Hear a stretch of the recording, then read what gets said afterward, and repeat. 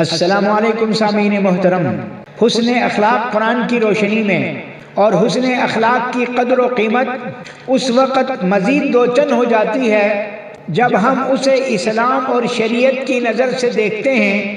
کیونکہ قرآن و سنت اس کی بڑی اہمیت وارد ہوئی ہے۔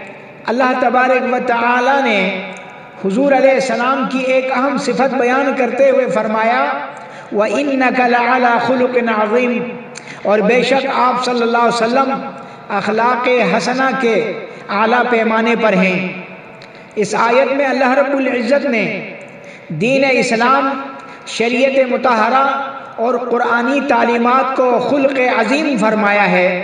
گویا حضور علیہ السلام قرآن کریم کی ایک ایک آیت کا عملی نمونہ ہیں۔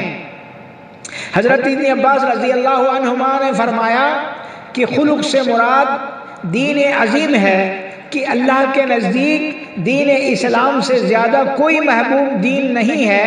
حضرت عائشہ رضی اللہ عنہا فرماتی ہے کہ آپ کا خلق خود قرآن ہے، یعنی قرآن کریم جن اعلیٰ اعمال اور اخلاق کی تعلیم دیتا ہے، آپ ان سب کا عملی نمونہ ہیں۔ اور سیدنا علی رضی اللہ عنہ نے فرمایا کہ خلق عظیم سے مراد آداب القرآن ہیں، یعنی وہ آداب جو قرآن نے سکھائے ہیں۔ حاصل یہ ہے کہ سب کا تقریباً ایک ہی مفہوم اور مراد ہیں۔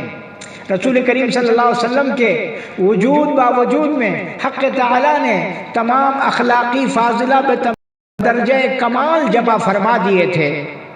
اسی طرح جب صحابہ کرام غزوہ احد میں مقررہ اور متعین کردہ جگہ چھوڑنے کی جو خطا اور لغزش صادر ہوئی ان سے، جس کی وجہ سے جنگ کی فتح شکست سے بدل گئی اور حضور علیہ السلام کو روحانی اور جسمانی تکلیف بھی پہنچی اور غم اور صدمہ بھی لاحق ہوا، اس کے باوجود حضور صلی اللہ علیہ وسلم نے صحابہ پر اپنے طبی اخلاق و عادات، عفو و کرم کی بنیاد پر کوئی ملامت اور سختی نہیں کی،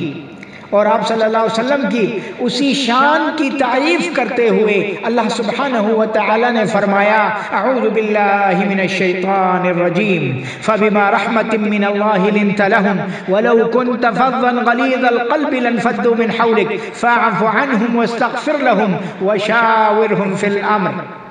اللہ تعالی حضور کو مخاطب کرتے ہوئے فرماتے ہیں خذ العفو وأمر بالعرف وأعرض عن الجاہلین، اے محمد صلی اللہ علیہ وسلم آپ معافی کو اختیار کیجئے، بھلی باتوں کا حکم کیجئے اور جاہلوں سے منہ پھیر لیجئے۔